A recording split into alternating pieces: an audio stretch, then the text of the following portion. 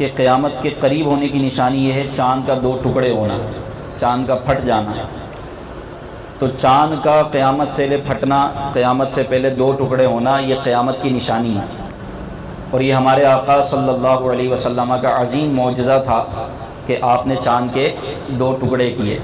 یہ بخاری میں، صحیح ستہ کی بہت ساری روایتوں میں، حدیثوں میں یہ واقعہ موجود ہے، جس کے بارے میں محدثین کہتے ہیں کہ اتنی کثرت سے روایتیں اس بارے میں چاند کے دو ٹکڑے ہونے میں کہ اس کا انکار نہیں کرے گا مگر اندھا، اس کا انکار نہیں کرے گا مگر اندھا، جس کو علم نہیں ہوگا۔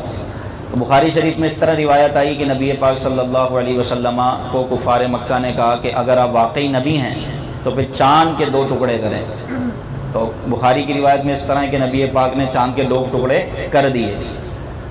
اسی طرح بخاری ہی کی ایک دوسری روایت میں کہ اہل مکہ نے کہا کہ اگر آپ نبی ہیں تو آسمانوں پر اپنا زور دکھائیں، کیونکہ آپ اگر نبی ہیں تو آپ کا ہر چیز پر اثر ہوگا، ہر چیز آپ کے حکم کے تابع ہوگی، تو پھر چاند کے دو ٹکڑے کریں۔ تو نبی پاک صلی اللہ علیہ وسلم نے دعا فرمائی تو چاند کے دو ٹکڑے ہو گئے۔ اور ترمذی شریف کی حدیث ہے، ترمذی شریف میں اس طرح واقعہ بیان کیا، صحابی کہتے ہیں کہ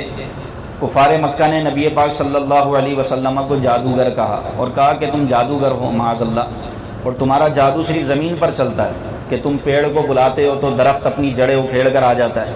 جانور کو بلاتے ہو تو جانور آ جاتا ہے، اور کلمہ پڑھنے لگتے ہیں، کنکریاں کلمہ پڑھنے لگتی ہیں، پتھر آپ کا کلمہ پڑھتے ہیں، تو یہ سب جادو کے زور پر ہے۔ کہا کہ ہم نے سنا ہے کہ جادوگروں کا جادو صرف زمین پر ہوتا ہے، آسمانوں پر نہیں ہوتا، تو اگر تم واقعی اللہ کے نبی ہو تو پھر ہمیں چاند کے دو ٹکڑے کر کے دکھاؤ۔ یہ کفار مکہ نے آپ کو چیلنج کیا، تو نبی پاک صلی اللہ علیہ وسلم نے ان کا چیلنج قبول فرمایا۔ تو راوی کہتے ہیں کہ نبی پاک صلی اللہ علیہ وسلم نے چاند کو اشارہ کیا،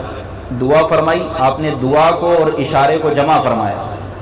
دعا کی اور ساتھ ہی چاند کو اشارہ کیا، تو چاند کے دو ٹکڑے ہو گئے، ایک ٹکڑا پہاڑ کے اوپر رہا اور ایک ٹکڑا پہاڑ کے نیچے آ گیا۔ بولے نا سبحان اللہ۔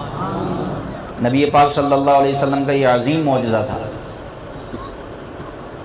تو اب کافروں نے کہا کہ محمد بن عبداللہ نے ہماری آنکھوں پر نظر بندی کر دی، حقیقت میں چاند نہیں ٹوٹا، چاند کے دو ٹکڑے نہیں ہوئے، یہ ہماری آنکھوں کا دھوکہ ہے، یہ نظر بندی کر دی ہے۔ اگر واقعی چاند کے دو ٹکڑے ہوئے ہیں تو پھر باہر جو رہنے والے قافلے مسافر سفر پر ہیں ان کی جستجو رکھو، اگر وہ آ جائیں تو ان سے پوچھو کہ انہوں نے بھی تو چاند کو ٹوٹتے ہوئے دیکھا ہوگا۔